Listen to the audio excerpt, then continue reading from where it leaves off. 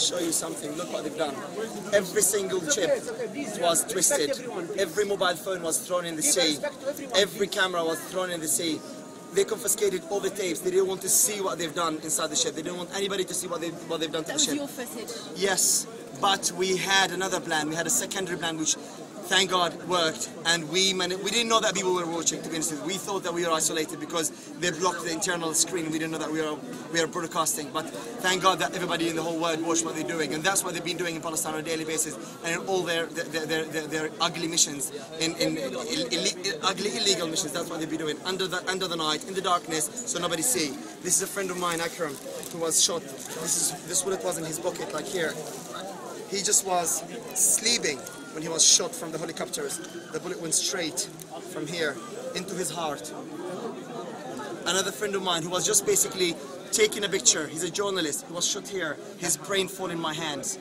I had his white brain in my hands. I mean, they've done nothing. We were just like, we were not prepared for what they've done, and for what they've done. And to be honest with you, if we want to kill Israeli soldiers, we would have killed them because they were between us. But we had a commitment that we're not going to use violence. We took the soldiers, we disarmed them, and we sent them back to the Israeli soldiers, and they shot the doctors who took them back to them.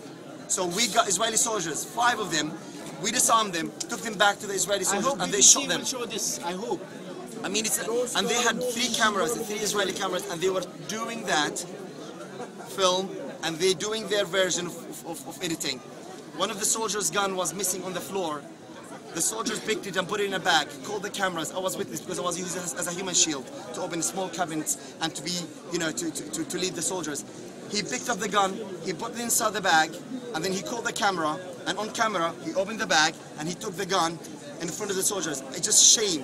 And as a very final note, I mean, what do you say to reports that, you know, obviously the Israelis are saying that there were knives on board, you were armed, that sort of thing. What would you say to that? I tell you, they've just picked up the gun, their own gun, which were disarmed from their own soldier, put it in the bag, one pistol, one only pistol.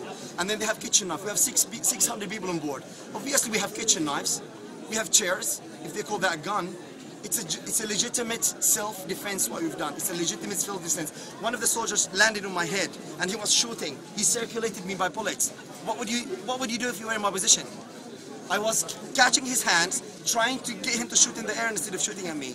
If that's an attack, call it an attack. But for me it was a self-defense. Otherwise I wouldn't be here talking to you. I would have been dead. Thank you very, very much. What are you going to do now that you're back? We're going to recruit more. We're taking 62 ships to Gaza at some point. We're going to keep pushing. We must get the international community to move. We must end the siege, the illegal siege in Gaza. We must celebrate democracy, and we must let our own democracy be celebrated all over the world. And let us break our own siege first. Our own siege is the most important siege that we need to break, and then we can go to Gaza. And it's a very symbolic piece of land in the whole universe, and it's a very symbolic mission that we should all do, breaking the siege of an isolated civilian community who are living with nothing but hope that we will interfere. So we're not going to let them down. I think we should go and help them. They need us. They really need every one of us. We shouldn't sit in our homes, look at our screens and do nothing. We must go. We must sail out. We must come to the street. We must let Israel hear us, because Israel are basically throwing every single command in the sea. Thank you.